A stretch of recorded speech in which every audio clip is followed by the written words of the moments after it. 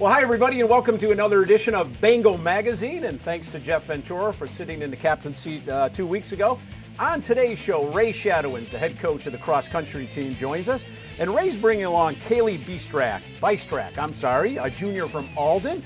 And then Jerry Boyce, head football coach, is on board, and he's bringing along his junior quarterback, Kyle Hoppy. And then Nate Young, our strength and conditioning coach, is here along with his assistant, Kevin Phengthavone. And I hope I said that right. I think I did. I've been practicing that. Matt Schaefer is here with Bengal Update, and of course, the Tim Hortons Athlete of the Week. So we'll take a quick break, and when we come back, we're going to talk cross country.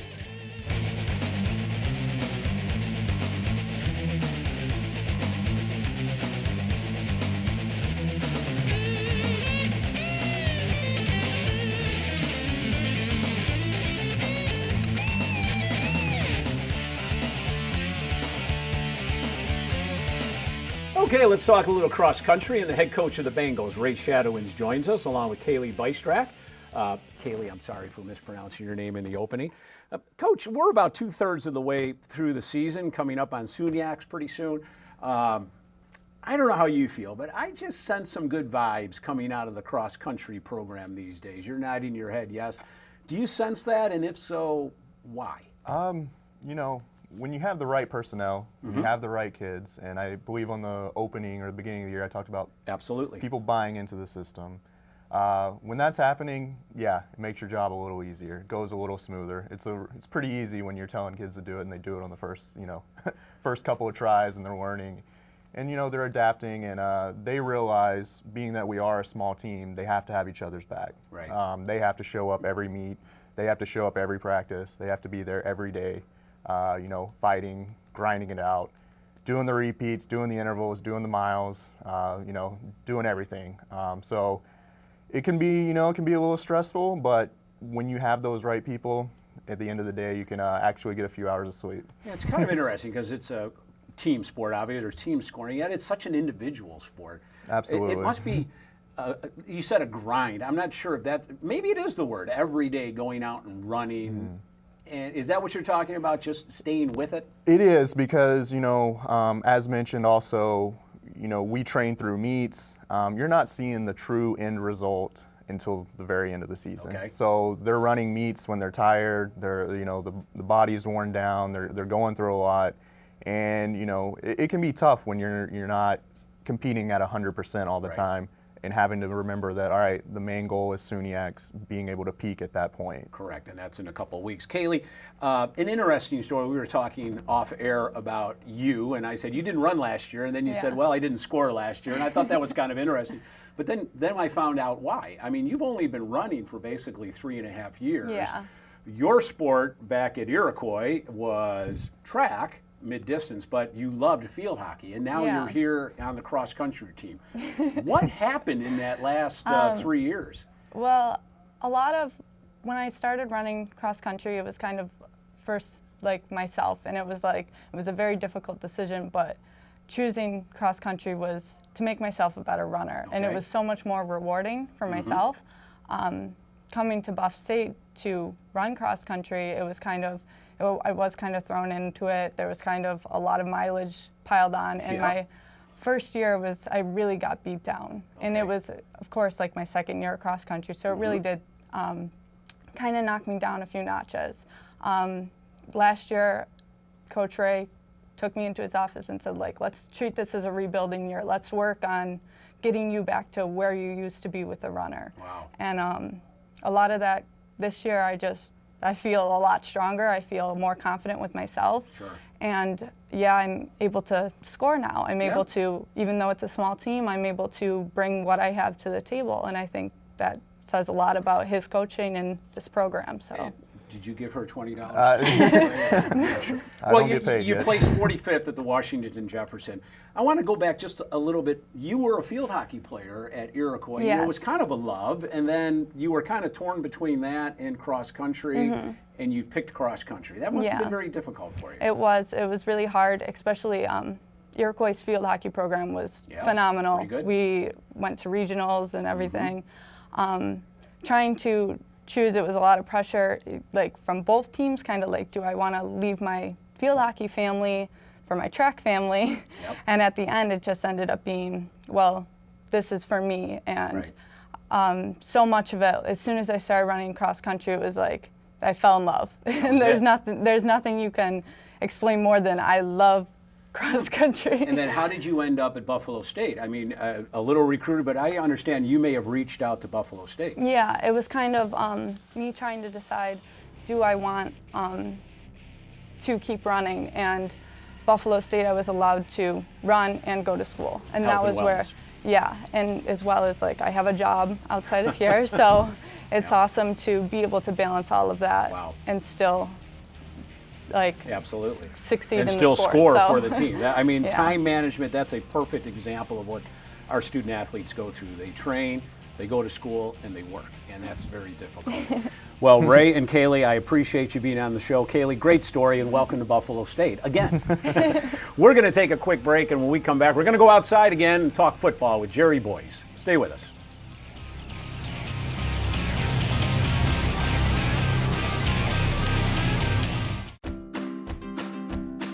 This is a college that inspires. Here you'll be engaged, strive for excellence, and prepare for a career. Visit our amazing Elmwood Village campus and apply today. You'll achieve your edge here. This place is Buffalo State College. Okay, congratulations are going out to the Tim Hortons Athlete of the Week, and it's Kyle Hoppy, the junior, threw for 434 yards. That's a career high, and accounted for all 5 Buffalo State touchdowns in the 39-21 win at Cortland. The business administration major finished 29 of 47 with passing touchdowns of 6, 17, and 5 yards. He also ran for 36 yards, including a pair of rushing touchdowns. So in all, Kyle accounted for 470 yards in total offense for the Bengals. So congratulations to Kyle Hoppy, this week's Tim Hortons Athlete of the Week. And funny how we have Kyle Hoppy on the show right now, and he's joined by his head coach, Jerry Boyes, and welcome, men. Jerry, halfway through the season now, give us your assessment of the team and how the year's going so far. Well, I like where we are at right now. Okay. Tom, a little bit disappointing with our Alfred game. I should have and could have at St. John Fisher. But through that, we've seen growth, some maturation take place with our team. When you look at our team, we're pretty young, coming off of a very large senior class last year, and when I say young, it's not necessarily freshmen, sophomores, but it's guys who haven't played. Okay. This first time playing. Okay. So they lack the experience that we've had, particularly last year. Okay. But I've seen some things that satisfy me, Tom. I would assume, I came into the conference room where you were yesterday, and we talked briefly about the Cortland game. I congratulated you, and you seemed more than most games, post games, you seem really pleased with the way the team played at Cortland in that win. Am I right on that? Oh, very much so, Tom. You know, there's success is something we talk about quite a bit with our program, and you know, success as a definition is kind of a inner peace that you feel from a job well done. Okay. You know, it could be this show time when you're done, you really feel good about this show and you got this great satisfaction about how the show went. You know, I write a great paper in class and I feel good about that. Give a good speech. That's a Same little thing. inside story. Okay, Yes. we'll move on. So, yeah, they're extremely satisfied from this past go. Now, the old axiom in any sport, but particularly football, you're only as good as you were last Saturday. So we have upcoming game. Right. So that we're allowed a little bit of that for a Sunday. Yeah. The 24-hour rule, Correct. I think it's called. After that, that's history, just Okay. like a loss Right. is history. Right. And you move on. So I like where we're at, and now it's really up for our players to continue that that path. It certainly helped to have your starting quarterback and your most experienced quarterback back, and that's the guy next to you. And Kyle, you started this season with a bang, literally, a broken jaw against Otterbein. And take us back, how did the play happen and how did you feel? Because I believe you went out and then you came back in. So give the viewers a sense of what happened there. Well, if I got hit, and when I hit the ground, I knew something was wrong right away. I just didn't know what it was. I think adrenaline really helped. I just knew that my mouth was bleeding, so okay. I went over and got a towel and rinsed my mouth out, and we had to call timeout because I took my helmet off. Right. But I was able to come back on the field the next play, and luckily it was near the end of the game because about 15 minutes after that, that's when the pain really kicked in, okay. and that's when I knew something was wrong. So show if you can, show the viewers where it was broke or what happened there. So it broke right here. Okay. And it broke and it fractured in 2 places right here. All right. So if that's me, Kyle, I'm out. I'm done. Forget about it. Right now, no wiring from what I understood. Luckily, kind no. Healed by itself. It wasn't displaced at all, so I was able to try and go without wiring it. Okay. And after 2 weeks, the doctor said it was fine that way, so we didn't have Talk to do about it. a quick healer. Because you were talking to me like this during the first couple of weeks. You couldn't even move his mouth open. What was the early prognosis? Was it to get back this soon, or was it? Well, at first, no. It was up to 6 weeks Okay. is what they told me at first, and that's really what I expected. And after 3 weeks, I went back to the doctor, and he said it's healed up enough where I can get back out on the field. And How about that? it really surprised me, and I know Coach was surprised too when I called him. We both expected me to be out a few more weeks. That had to be a nice conversation. I'm ready to go back in. Yeah, it was. You know, one of the nice things about it is the week prior, because the doctor said, hey, you can go out and throw, even wear your helmet and pads. You just can't be in any of the contact part. Okay. So that helped a great deal. Mm-hmm. Because Tyler could stay in with the rhythm of things and the timing of things and not be out an extended period of time. So when, we got that great news, it was immediate return. It was an immediate return, but I mean, I was, excuse the pun, jaw dropped when I saw the statistics from the Cortland game. I mean, we're talking about 470 yards total offense, 434 through the air. 5 touchdowns, 3 passing touchdowns. You were 29 of 47. It's an incredible percentage. And no interceptions, which I probably is the happiest part of that for you. Did you see that kind of game happening after being out like this? Honestly, no. Yeah. I just know that our offense is capable of that kind of day. And it was a day where everyone went out and did their job. And we sustained drives and we finished drives. There were a few that we left out there, but we were able to finish enough of them to win the game. And you had a hell of a play caller, I understand. I think he's sitting right next to you. But 570 yards in total offense. And the defense also really came to play. 260 yards in total offense. Just it seemed like a great all-around game. It really was, Tom. And that's what I think, again, we were a little bit inconsistent the week prior at St. John Fisher. Okay. Where, again, we're very disappointed. 14th ranked team in the country, too. But they took another step and really played consistently. They finished. They had 3 touchdowns and 3 big plays. And if you added up those three plays, they gained 98 yards in those 3 plays. Wow. Take away those 3 plays, and our defense holds them under 200 yards. Wow. So it was a very fine day.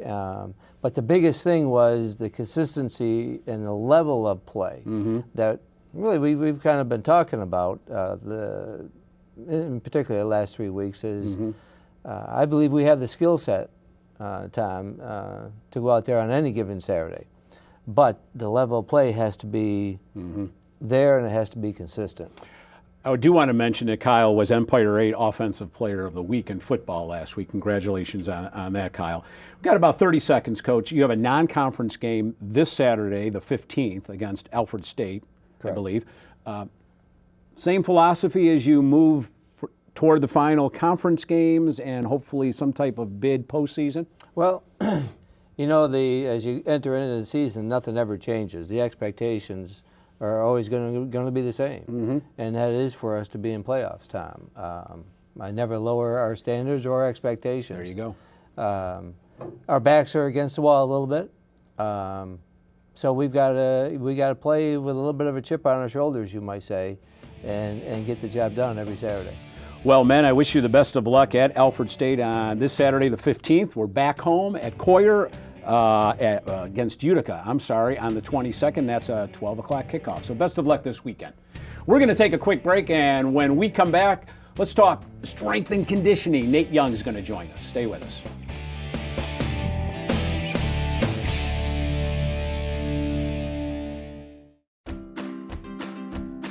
This is a college that inspires.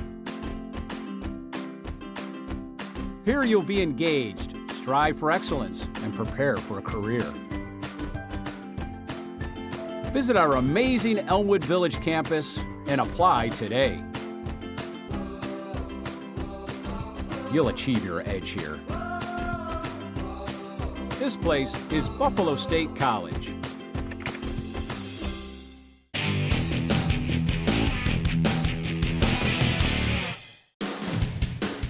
Hello everyone and welcome to Bengal Update. I'm Matthew Schaefer with a recap of news, scores, and a look at upcoming events surrounding Buffalo State athletics. Women's soccer remains a perfect 5-0 in the SUNY and 10-1-2 overall after beating Allegheny, Oswego, and Cortland. The Bengals are ranked 23rd in the nation, the highest ranking in program history. Forwards Tiana Hatch and Taylor Carrillo swept the SUNY Awards this week. Hatch earned Offensive Athlete of the Week after her 3-goal performance. Carrillo earned Defensive Athlete of the Week honors after the freshman extended her school shutout streak to 7 straight games. Her scoreless streak currently sits at nearly 710 minutes, or close to 12 hours of gameplay. The Bengals play at Plattsburgh on October 14th and at Potsdam the following day. Men's soccer is tied for 3rd in the SUNY and returns home this weekend to host Plattsburgh at 3 p.m. on October 14th and Potsdam at 1 on October 15th. You can watch both the men and women play this weekend live at buffalostateathletics.com. Turning to football, Buffalo State improved to 3-2 overall and 2-2 in Empire 8 play with its 39-21 road win against Cortland. Quarterback Kyle Hoppy threw for 434 yards and 3 touchdowns and ran for 2 more scores as the Bengals knocked off Cortland for the 5th straight meeting. With his strong performance, Hoppy was named the Empire 8 Offensive Player of the Week, the ECAC Division III North Offensive Player of the Week, along with taking home Buffalo State Athlete of the Week honors. Buffalo State plays at Alfred State on October 15th for the first time in program history. The non-conference game kicks off at 1 p.m. The Bengals then return home to Koyer Field for an Empire 8 showdown with Utica on Saturday, October 22nd at noon. Women's volleyball returns home for its final match at the Sports Arena this season on Thursday, October 13th at 6 p.m. Buffalo State then heads to Cortland for another round of SUNY play October 21st and 22nd before traveling to NYU for the New York Region Challenge October 28th and 29th. For Bengal Magazine, I'm Matthew Schaefer. Thanks so much, Matt, for that Bengal update. And we're joined now by the Strength and Conditioning Office at Buffalo State Athletics, Nate Young, the head coach, and Kevin Phengthavone. And amazing that I said that because soon the name will go underneath on the TV screen and people will understand how difficult that is to say that name. But Kevin, thank you for being here. Appreciate it. Nate, every day I see something new out there. I'm watching infomercials. We should be doing this. Now don't eat that. Do this. Do that. Don't do this. I'm like elliptical kind of guy, you know, I got bad knees, but I'm like amazed at all the things that just keep coming on board. What is the differences now in the last 5 years in your area in terms of strength and conditioning that you can think about right now? Well, I would say the biggest difference that we're seeing is implementation of sports science. Wow. So a lot Let the of people, viewers know what that means. So sports science is kind of looking at the overall process of training, looking at training, recovery, and that could be sleeping and nutrition at the most basic levels, and how well and how ready somebody is for a given day. So it could adjust your practice and lifting schedule if you are feeling a little kind of down, Okay. instead of saying, hey, you need to just make it through practice, toughen up, they try to make it a little smarter and say, okay, this guy is not feeling great, let's scale back practice, or this guy's feeling great, let's bump his practice time up, or the level of intensity up. And it happens both in practice and in the weight room. Okay. You're joined by your assistant, Kevin. And Kevin, this is your first year here at Buffalo State. Your specialty, what are you concentrating on with our 400 student athletes? Right now, I'm really looking into trying to speed work and agility work. Okay. And type of, in a sense of athletic development. Yeah. So right now, I'm looking at different movement patterns with them. So strength is a huge component of strength conditioning, of course, in the name.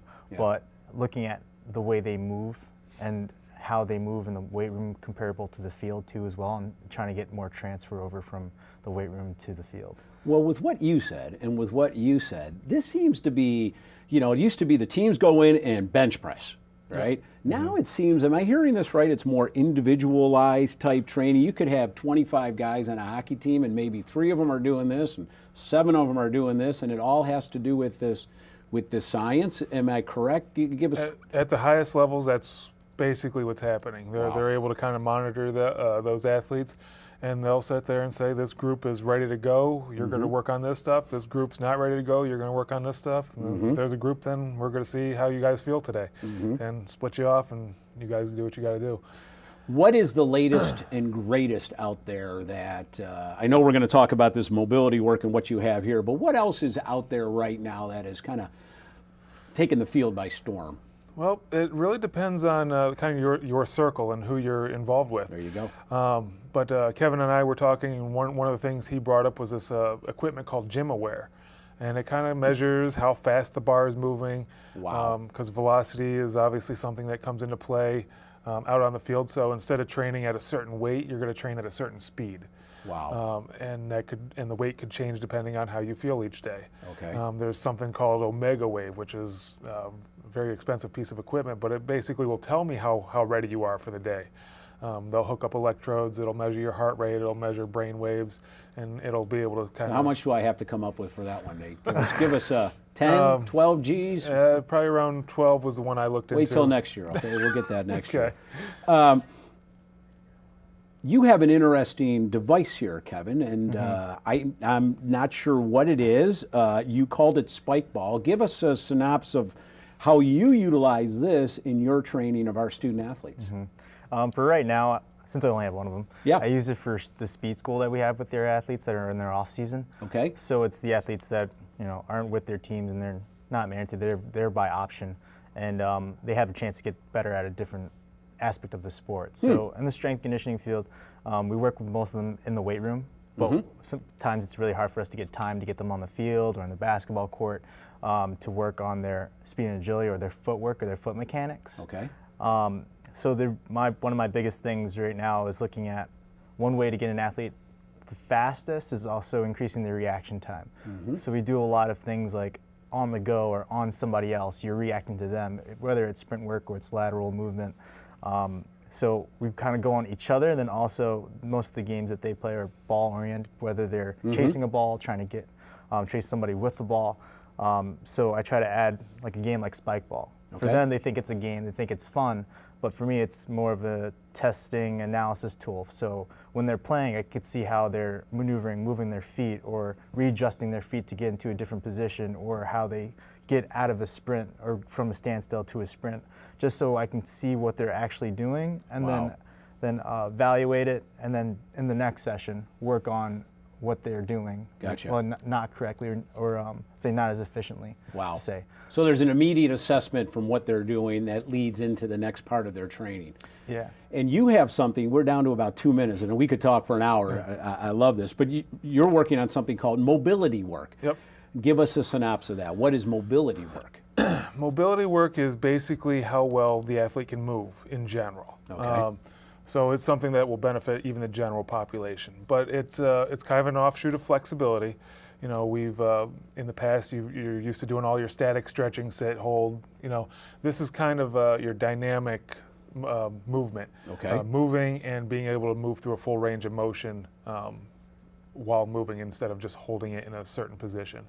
So we're looking at shoulders and hips and ankles and how well they move, because if they're tight or they don't move well, injuries tend to occur. Are there machines, or is this just an individual going through certain practices that you have set up? There's body weight movements. We have a couple tools here that we use in mobility. So it's a combination of various things that we use to try and get the athlete to move better. And you had mentioned in an email to me that, I'm sorry, we're down to 45 seconds, that this could avoid certain injuries.